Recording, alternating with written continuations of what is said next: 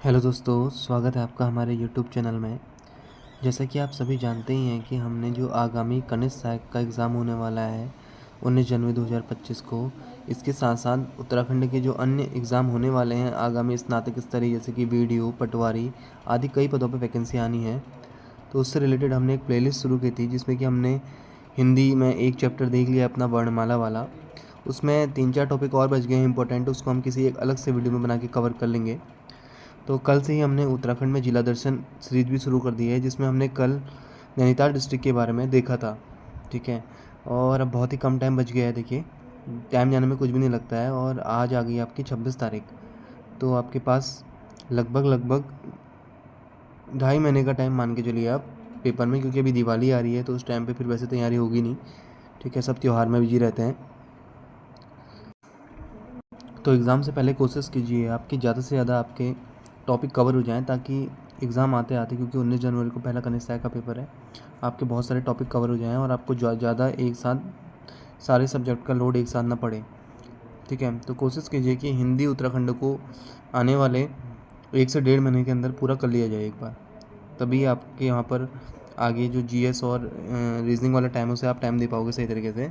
ठीक है, उत्तराखंड हिंदी और रीजनिंग को मेन फोकस रखना आने वाले 1 से 1.5 महीना, क्योंकि यही आपका सिलेक्शन निर्धारित करता है मेनली पेपर में। जीके वाले जो आपका पोर्शन है उसे आप बाद में लास्ट क्लास में रिवाइज कर सकते हो, क्योंकि उसका 30 नंबर का पोर्शन आएगा टोटल, तो उसे आप बाद में भी देख सकते हो लुसेंट से और जो अदर इंपॉर्टेंट पॉइंट है उसके। लेकिन अभी मेन फोकस आप अपना उत्तराखंड हिंदी और रीजनिंग पे ही रखो। ठीक है, खासकर जिसका 19 जनवरी वाला पेपर है कनिष्ठ सहायक का। तो देखिए, कल हमने लैंड्स एंड लास्ट पॉइंट पढ़ा था इसमें कि लैंड्स एंड कहाँ पर है हमारा। लैंड्स एंड है आपका नैनीताल डिस्ट्रिक्ट में, जहाँ से कि कुरपाताल के रमणीक दृश्य और ऊंची नीची मनोरम पर्वत श्रृंखलाओं के दर्शन किए जा सकते हैं। ये हमने कल देख लिया था। आज हम पढ़ेंगे कार्बेट नेशनल पार्क के बारे में। कार्बेट नेशनल पार्क है, कार्बेट राष्ट्रीय उद्यान आपने सुना ही होगा। ठीक है, जो कि रामनगर नैनीताल में स्थित है। ठीक है, और कार्बेट नेशनल पार्क का जो प्रवेश द्वार है वो डिकाला है, जो कि नैनीताल में है और ये रामनगर के काफ़ी निकट है। हमारा कार्बेट राष्ट्रीय उद्यान जो है यह 2 जनपदों में फैला हुआ है। यहाँ पर राज्य लिखा है, इसको करेक्शन कर लेना, अब ये जनपद होगा। ठीक है, ये यहाँ पर जनपद आ जाएंगे। तो कार्बेट नेशनल पार्क आपका उत्तराखंड राज्य के 2 जनपदों में फैला हुआ है, पौड़ी गढ़वाल और नैनीताल। पौड़ी गढ़वाल में इसका लगभग 312.76 वर्ग किलोमीटर और नैनीताल में 208.8 वर्ग किलोमीटर क्षेत्रफल आता है। इस प्रकार अगर आप दोनों को जोड़ते हैं तो इसका कुल क्षेत्रफल निकल के आता है 520.82 वर्ग किलोमीटर। ठीक है, इसके अलावा ध्यान रखना कि जो हमारा कार्बेट राष्ट्रीय उद्यान है, इस राष्ट्रीय उद्यान में राज्य के अन्य उद्यानों की अपेक्षा अधिक पर्यटक आते हैं। अर्थात राज्य का सर्वाधिक पर्यटन वाला राष्ट्रीय उद्यान कौन सा है, अगर क्वेश्चन बनता है पेपर में, तो कार्बेट राष्ट्रीय उद्यान है। इसके अलावा मैं आपको कार्बेट नेशनल पार्क की थोड़ी सी हिस्ट्री के बारे में बता देता हूँ। सबसे पहले जो कार्बेट नेशनल पार्क है हमारा, इसकी स्थापना कब हुई थी, तो इसको आप नोट कर लेना। सबसे पहले कार्बेट नेशनल पार्क की स्थापना हुई थी 8 अगस्त 1936 को। कब हुई थी? 8 अगस्त 1936 को इसकी स्थापना होती है हैली नेशनल पार्क के नाम से। किस नाम से इसकी स्थापना होती है? हैली नेशनल पार्क के नाम से, क्योंकि उस टाइम पे जो तत्कालीन गवर्नर थे वो थे मालकम हैली, और उन्हीं के नाम पर इस राष्ट्रीय उद्यान को स्थापित किया गया था। ठीक है, क्योंकि जो हमारा कार्बेट राष्ट्रीय उद्यान है वो रामगंगा नदी के किनारे पर है। ठीक है, किस नदी के किनारे पर है? रामगंगा नदी के किनारे पर है, इसलिए इसे रामगंगा नेशनल पार्क भी कहा जाता है। ठीक है, और 1957 में, ठीक है, 1957 में जो हमारे प्रसिद्ध शिकारी थे जिम कार्बेट, उनकी स्मृति में इसका नाम कर दिया गया था जिम कार्बेट राष्ट्रीय उद्यान। ठीक है, अभी हाल ही में मैंने उत्तराखंड के करंट अफेयर्स में देखा था कि दोबारा से इसका नाम रामगंगा नेशनल पार्क कर दिया गया है, तो इसको आप एक बार दोबारा से रिचेक कर लीजिएगा। ठीक है, वर्तमान में।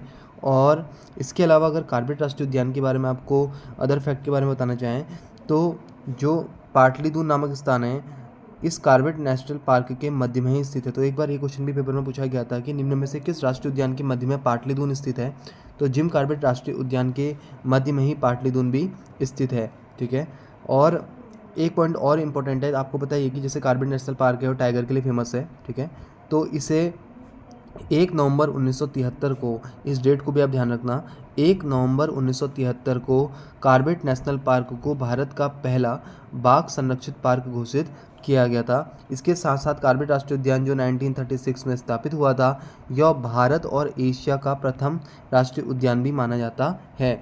तो भारत और एशिया का पहला राष्ट्रीय उद्यान के तौर पर भी किसको जाना जाता है? कार्बेट राष्ट्रीय उद्यान को जाना जाता है। तो ये सभी पॉइंट आपको नोट करने हैं जैसे कार्बेट राष्ट्रीय उद्यान में, ठीक है। दूसरा है हमारा कालाडूंगी। तो कालाडूंगी जो है तुम्हारा एक पॉइंट है इसमें कि कालाडूंगी जो है हमारा वोर नदी के किनारे पर स्थित है। किस नदी के किनारे पर है? वोर नदी के किनारे पर स्थित है। इसके अलावा यहाँ पर प्रसिद्ध जिम कार्बेट का मकान और म्यूजियम है जो कि वन्य प्रेमियों का मुख्य आकर्षण का केंद्र है, ठीक है। इसके अलावा एक पॉइंट और ध्यान रखना कि कालाडूंगी को नया हल्द्वानी भी कहा जाता है। क्या कहा जाता है? नया हल्द्वानी भी कालाडूंगी को कहा जाता है। और कालाडूंगी जो है यहाँ के बारे में एक इतिहासविदों ने जिक्र किया है किताबों में कि एक डाकू हुआ करता था, डाकू सुल्ताना, ठीक है, जो कि कालाडूंगी के जंगलों में रहता था। तो उसका भी जिक्र मिलता है किताबों में कि प्रसिद्ध डाकू सुल्ताना यह कालाडूंगी के जंगलों में ही रहा करता था। इसे नया हल्द्वानी भी कहा जाता है। और जिम कार्बेट का मकान और संग्रहालय कालाडूंगी में है, ठीक है। किस नदी के किनारे पर है? वोर नदी के किनारे पर स्थित है, ठीक है। अब हम चलते हैं नेक्स्ट, हमारे जो प्रमुख दर्शनीय स्थल है नैनीताल का, वैधशाला, ठीक है। देखिए जो नैनीताल में वैधशाला है, ये अगर वैधशाला की बात की जाए तो नैनीताल में जो वैधशाला है यह नैनीताल से लगभग 3 से 4 किलोमीटर की दूरी पर 1651 मीटर ऊंची पहाड़ी पर नैनीताल की वैधशाला स्थित है। नैनीताल से लगभग 3 से 4 किलोमीटर की दूरी पर ये स्थित है। तो इस नैनीताल की जो वैधशाला है इसका इतिहास क्या है, ठीक है। जो नैनीताल में स्थित वैधशाला है इसकी स्थापना सर्वप्रथम होती है 20 अप्रैल 1954 को। कब होती है आपकी? 20 अप्रैल 1954 को इसकी स्थापना होती है। कहाँ पर होती है? वाराणसी में। तो इसको ध्यान रखना, इस वैधशाला की स्थापना सर्वप्रथम 20 अप्रैल 1954 को वाराणसी में हुई थी। उसके बाद इसे सबसे पहले नैनीताल में कब स्थानांतरित किया गया? तो इसे नैनीताल में स्थानांतरित किया गया था 1955 में, ठीक है। 1955 में इसे नैनीताल में स्थानांतरित किया गया था शेर का डांडा नामक पहाड़ी पर, क्योंकि यहाँ पर उस टाइम पर आमतौर पर भूस्खलन की प्रक्रियाएं बहुत ही प्रायः जल्दी भूस्खलन हो रहा था, तो जिस कारण से इस वैधशाला को यहाँ से भी स्थानांतरित कर दिया गया और 1961 में इसे कहाँ पर ट्रांसफ़र कर दिया गया? नैनीताल में ही मनोरा पीक या मनेरा पीक पर क्या कर दिया गया? इसको स्थानांतरित कर दिया गया। तो इतना आपको ध्यान रखना है कि जो नैनीताल की वैधशाला है सर्वप्रथम इसकी स्थापना 20 अप्रैल 1954 को वाराणसी में हुई थी, ठीक है। उसके बाद 1955 में नैनीताल के शेर का डांडा पहाड़ी पर इसको स्थानांतरित किया गया, क्योंकि यहाँ पर भूस्खलन की प्रक्रिया अधिक हो रही थी, जिसके चलते इसको 1961 में नैनीताल की मनोरा पीक या मनेरा पीक पर क्या कर दिया गया? स्थानांतरित कर दिया गया। और 1651 मीटर पर यह ऊंची पहाड़ी पर यह नैनीताल की वैधशाला स्थित है, नैनीताल से लगभग 3 से 4 किलोमीटर की दूरी पर। अब हम बात करते हैं घोड़ाखाल की। तो देखिए घोड़ाखाल का गुरु देवता का मंदिर आपने सुना ही होगा, बहुत ही फेमस मंदिर है, ठीक है, नैनीताल डिस्ट्रिक्ट में है। यहाँ पर न्यायकारी, ठीक है, ग्वल देवता या गुरु देवता का मंदिर स्थित है। आपने पढ़ाई होगा कि गुरु देवता के मंदिर में क्या है, तुम्हारा अर्जी लगाई जाती है, तुम्हारा चिट्ठी लिख के तुम्हारी बांधी जाती है अपनी विश पूरी करने के लिए, मनोकामना के लिए, ठीक है। स्थानीय लोग इस न्याय की देवता को डाना ग्वेल, गैराणक ग्वेल और बणी ग्वेल के नाम से भी जानते हैं। एक तो घोड़ाखाल में गोलू देवता का मंदिर हो गया, और दूसरा क्या प्रसिद्ध है यहाँ पर? सैनिक स्कूल। क्या? घोड़ाखाल का सैनिक स्कूल। तो घोड़ाखाल का जो सैनिक स्कूल है जहाँ से काफ़ी बच्चे आपके एनडीए सीडीएस में चयनित होते हैं, ठीक है, इसकी स्थापना कब की गई थी? तो घोड़ाखाल में स्थित सैनिक स्कूल की स्थापना की गई थी 21 मार्च 1966 को। कब की गई थी? 21 मार्च 1966 को जयमाल सिंह के द्वारा इसकी स्थापना की गई थी। तो ये फैक्ट भी आप ध्यान में रख लेना कि घोड़ाखाल में स्थित जो सैनिक स्कूल है इसकी स्थापना 21 मार्च 1966 को जयमाल सिंह के द्वारा की गई थी। तो ये दो प्रसिद्ध है नैनीताल के जो घोड़ाखाल में स्थित, एक तो यहाँ का सैनिक स्कूल हो गया और दूसरा यहाँ पर गुरु देवता का मंदिर हो गया। चलते हैं अपनी नेक्स्ट स्लाइड में, ठीक है। अब देखिए आगे नेक्स्ट पॉइंट हमारा काठगोदाम के बारे में। तो काठगोदाम तो अपने आप में बहुत इंपॉर्टेंट है, ठीक है। काठगोदाम देखिए, काठगोदाम पूर्वोत्तर रेलवे अर्थात बड़ी लाइन का कुमाऊं का एक महत्वपूर्ण रेलवे स्टेशन है, ठीक है।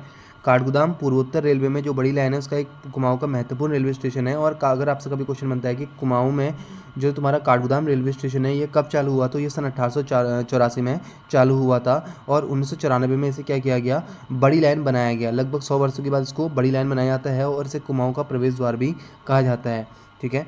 तो ध्यान रखना, काठगोदाम जो है तुम्हारा, काठगोदाम पूर्वोत्तर रेलवे अर्थात बड़ी लाइन का कुमाऊं क्षेत्र का एक महत्वपूर्ण रेलवे स्टेशन है। यह रेलवे स्टेशन सन 1884 में चालू होता है और लगभग 100 वर्षों के बाद 1994 में 100 या 110 वर्षों के बाद 1994 में इसे क्या किया गया?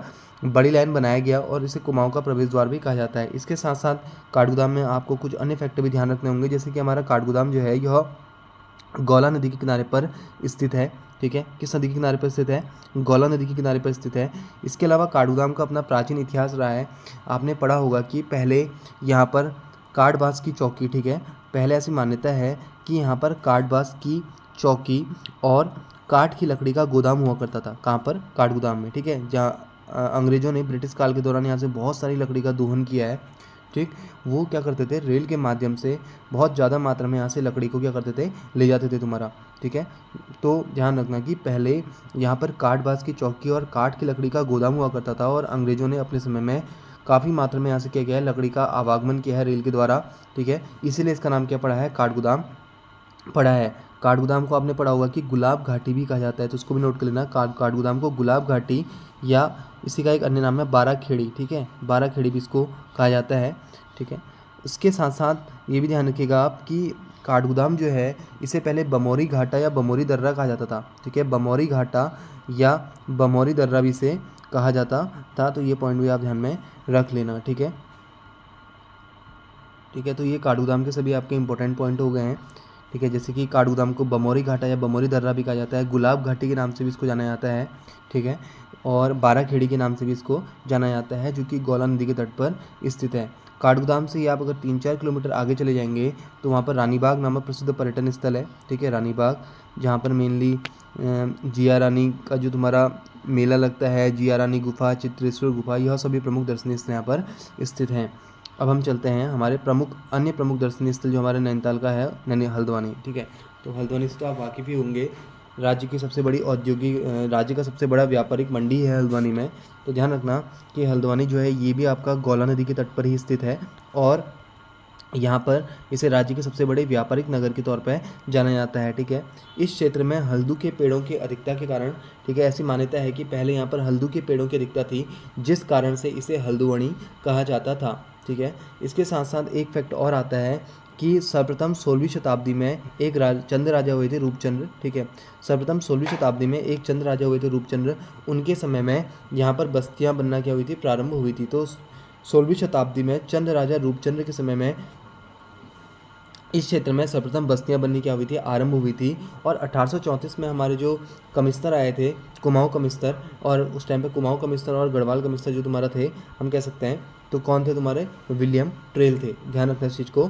तो 1834 में जो हमारे कमिश्नर थे, कुमाऊं कमिश्नर विलियम ट्रेल, उन्होंने इसे क्या नाम दिया, वर्तमान हल्द्वानी नाम दिया था, ठीक है। इसके बाद आने वाले जो कमिश्नर थे, कमिश्नर रैमजे, उन्होंने इस क्षेत्र में अर्थात हल्द्वानी क्षेत्र में अनेक नहरों का निर्माण कराया था, और इनके द्वारा नैनीताल हल्द्वानी सड़क का निर्माण भी किया गया था। इसके साथ साथ हमने पढ़ा था ना कि काठगोदाम को कुमाऊं का प्रवेश द्वार कहा जाता है।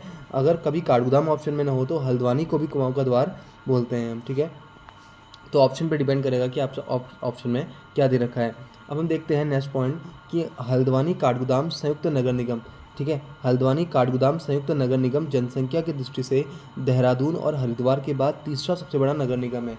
तो अगर आपसे कभी क्वेश्चन में बनता है पेपर में कि जनसंख्या की दृष्टि से राज्य का सबसे बड़ा नगर निगम कौन सा है, तो आपका आंसर हो जाएगा देहरादून। दूसरे नंबर पर कौन सा है, हरिद्वार। और तीसरे नंबर पर, ठीक है, राज्य का सबसे बड़ा जनसंख्या की दृष्टि से जो नगर निगम है वो कौन सा है, हल्द्वानी काठगोदाम संयुक्त नगर निगम, ठीक है। तो ये पॉइंट को भी ध्यान रखना है, ठीक है। और आप ऐसा भी बोल सकते हैं कि कुमाऊं का जनसंख्या की दृष्टि से सबसे बड़ा नगर निगम कौन सा है, हल्द्वानी काठगोदाम संयुक्त नगर निगम क्षेत्र, ठीक। इसके अलावा आप हल्द्वानी में 2-4 पॉइंट और नोट कर सकते हैं, जैसे कि 1855 में हल्द्वानी में टाउन एरिया कमेटी की स्थापना हुई थी। तो हल्द्वानी में टाउन एरिया कमेटी की स्थापना कब हुई थी, तो हल्द्वानी में टाउन एरिया कमेटी की स्थापना हुई थी आपकी 1855 में टाउन एरिया कमेटी की स्थापना हुई थी। और 1897, ठीक है, 1897 में यहाँ पर नगर पालिका की क्या की तुम्हारी स्थापना की गई थी, जिसे कि 22 मई 2011 को नगर निगम का दर्जा दे दिया गया, ठीक है। तो हल्द्वानी के बारे में और पॉइंट आप क्या नोट कर सकते हैं कि एक तो आप यहाँ पे नोट कर सकते हैं कि 1855 में यहाँ पर टाउन एरिया कमेटी की स्थापना हुई थी, 1897 में यहाँ पर नगर पालिका की स्थापना हुई थी, और इस नगर पालिका को आगे चलकर 22 मई 2011 को इसे नगर निगम का दर्जा दे दिया गया। अब हम चलते हैं नेक्स्ट स्लाइड में, ठीक। अब देखिए राज्य में नैनीताल डिस्ट्रिक्ट का एक अन्य महत्वपूर्ण दर्शनीय स्थल मुक्तेश्वर जो है आपका, यह भी नैनीताल डिस्ट्रिक्ट में है, और नैनीताल डिस्ट्रिक्ट में हल्द्वानी से लगभग 51 किलोमीटर की दूरी पर यह स्थित है। यह नगर अपने फलदार एवं बांज बुरास के घने वृक्षों से घिरा हुआ है, जो कि समुद्र तल से लगभग 3000 मीटर की ऊंचाई पर है। इसके अलावा आपने मुक्तेश्वर में सुना भी होगा कि यहाँ पर मुक्तेश्वर मंदिर है, भगवान शिव जी का प्रसिद्ध मंदिर है। और IVRI IVRI अर्थात इंडियन वेटरनरी रिसर्च इंस्टीट्यूट, जो भारतीय पशु चिकित्सा अनुसंधान संस्थान है या भारतीय पशु चिकित्सा शोध संस्थान हम कह सकते हैं, जो एल्फ्रेड लिंगार्ड के प्रयासों से स्थापित किया गया था। कब? यहाँ पर 1893 में। ठीक है, देखिए दोस्तों परीक्षावाणी में अगर आप देखेंगे तो कहीं पे 1890 दे रखा है तो कहीं पे 1893 दे रखा है, लेकिन इसका जो सही एक्यूरेट आंसर होगा मेरे ख्याल से वो 1893 है, क्योंकि पहले ये हमारे यूपी में स्थापित किया गया था, यूपी के बरेली में शायद 1889-90 के आसपास। इस फैक्ट को मैं आपको अगली वीडियो में क्लियर करके अच्छे से बताऊंगा। ठीक है, तो आप ध्यान रखना इन दोनों ही डेटों को, कुछ भी एग्जाम में पूछ सकता है, 1890 या 1893, जो भी आपको ऑप्शन में मिले, इसके आसपास यहाँ पर मुक्तेश्वर में भारतीय पशु चिकित्सा शोध संस्थान की स्थापना की गई थी और यहीं पर आपका मुक्तेश्वर मंदिर भी स्थित है। अब हम चलते हैं हमारे नेक्स्ट पॉइंट पे। ठीक है, रामगढ़ देखिए मुक्तेश्वर से कुछ ही दूरी पर स्थित है और रामगढ़ और गागर, इसी के पास में एक गागर नामक स्थान भी है। ठीक है, और रामगढ़ और गागर नामक ये दोनों ही स्थान जो हैं आपके रसीले फलों जैसे कि सेब, नाशपाती के केंद्र और अपनी सुंदरता के लिए क्या हैं? प्रसिद्ध हैं। तो ध्यान रखना इस चीज़ को कि नैनीताल में ही हम पढ़ रहे हैं रामगढ़ के बारे में, जो कि मुक्तेश्वर से कुछ ही दूरी पर है और इसी के पास में गागर नामक एक स्थान भी है। और रामगढ़ और गागर नामक ये दोनों ही स्थान अपने रसीले फलों के लिए प्रसिद्ध हैं, जैसे कि सेब और नाशपाती, साथ साथ अपनी प्राकृतिक सुंदरता के लिए भी जाने जाते हैं। रामगढ़ में ही कवयित्री महादेवी वर्मा का संग्रहालय भी है, जो कि इनका ग्रीष्मकालीन आवास हुआ करता था। ठीक है, तो कवयित्री महादेवी वर्मा का जो संग्रहालय है कहाँ पर है आपका? वो है आपका रामगढ़ में, जो कि उनका ग्रीष्मकालीन आवास था। इस पॉइंट को भी आप ध्यान में रखना। ठीक है, मुरादाबाद में एक पॉइंट मैं नोट कर रखा है, क्या पता कभी क्वेश्चन बन जाए पेपर में कि मुरादाबाद काशीपुर रेल पथ का अंतिम स्टेशन कौन सा है? तो मुरादाबाद काशीपुर रेल पथ का अंतिम स्टेशन के तौर पर जाना जाता है रामनगर रेलवे स्टेशन को, और नैनीताल डिस्ट्रिक्ट में है। ठीक है, इसको भी आप नोट कर सकते हैं। अब हम चलते हैं हमारे नैनीताल के ही अन्य प्रमुख दर्शनीय स्थल में, और वो है तुम्हारा गर्जिया। गर्जिया जो है आपने पढ़ाई होगा, बहुत ही फेमस मंदिर है गर्जिया देवी का मंदिर। कोसी नदी के बीचों बीच में 100 फीट टीले पर स्थित है मंदिर। ठीक है, और रामनगर से लगभग 10 किलोमीटर दूर रानीखेत मार्ग पर यह मंदिर स्थित है। यहाँ के पास में ही सीतावनी है। ठीक है, जहाँ पर एक सीता सरोवर भी है, और ये जो सीता सरोवर है आपका, ये एक कृत्रिम सरोवर है, अर्थात कुमाऊं मंडल विकास निगम के द्वारा इसको स्थापित किया गया है। और इसके पास में ही, सीतावनी के पास में ही, महर्षि वाल्मीकि भग्नावशेष आज भी मौजूद हैं। ठीक है, तो इसके पास में ही वाल्मीकि आश्रम भी स्थित है। तो ध्यान रखना, गर्जिया से आपके 3-4 पॉइंट कवर हो गए। एक तो गर्जिया जो है तुम्हारा यह रामनगर से लगभग 10 किलोमीटर की दूरी पर रानीखेत मार्ग पर, गर्जिया में कोसी नदी के बीचों बीच में ये गर्जिया देवी का मंदिर स्थित है। ठीक है, गर्जिया देवी के बारे में आपने पढ़ा होगा कि इन्हें जो गिरिराज हिमालय हैं इनकी पुत्री, और देवादिदेव शंकर की अर्धांगिनी के तौर पर भी जाना जाता है। और गर्जिया जो है इसके पास में ही सीतावनी नामक स्थान है, जहाँ पर कि महर्षि वाल्मीकि आश्रम के भग्नावशेष आज भी मौजूद हैं। अब हम देखते हैं डिकुली। डिकुली जो है तुम्हारा, या डिकुली, ये कहाँ पर है? नियर गर्जिया, अर्थात गर्जिया के ही समीप में स्थित है। और ऐसी मान्यता है कि यहाँ पर कत्यूरियों की शीतकालीन राजधानी हुआ करती थी। डिकुली क्यों फेमस है? डिकाला या डिकुली, एक तो हमने पढ़ लिया था कि जो कार्बेट नेशनल पार्क है उसका प्रवेश द्वार डिकाला है। इसके साथ साथ यहाँ पर कुमाऊं की प्राचीन बस्तियां मिली हैं, कुमाऊं की सबसे प्राचीन बस्तियां और बौद्धकालीन मूर्तियां भी यहाँ पर पाई गई हैं, इसलिए ये क्षेत्र हमारा क्या है? फेमस है। तो डिकुली जो कि गर्जिया के समीप में ही है और कत्यूरियों की शीतकालीन राजधानी के रूप में ये प्रसिद्ध हुआ करता था। इसके साथ साथ यहाँ पर कुमाऊं की सबसे प्राचीन बस्तियाँ और बौद्धकालीन मूर्तियाँ भी यहाँ पर पाई गई हैं। ठीक है दोस्तों, आज की वीडियो में इतना ही करते हैं। अब ये जो परीक्षा वाणी के जितने भी बेसिक तथ्य थे मैंने सारे के सारे नैनीताल डिस्ट्रिक्ट के लगभग सभी कवर कर लिए हैं। अब हम एक और वीडियो बनाएंगे जिसमें कि नैनीताल डिस्ट्रिक्ट के अदर किताबों में जो मोस्ट इंपॉर्टेंट हमारे पॉइंट हैं, जहाँ से एग्जाम में क्वेश्चन बन सकते हैं, उन सभी पॉइंट्स को लेकर मैं यहाँ पर आऊँगा, थोड़ा एडवांस लेवल के। ठीक है, ये तो आपका परीक्षा वाणी का तो पूरा कंप्लीट मैंने करा दिया है, तो उसको आप कर लेंगे तो आपका ये मान के चलिए कि नैनीताल डिस्ट्रिक्ट से आपका लगभग सारे के सारे जितने भी इंपॉर्टेंट क्वेश्चन हैं वो सभी कवर हो जाएंगे। ठीक है दोस्तों, मिलते हैं नेक्स्ट वीडियो में। Thanks for watching this video. धन्यवाद।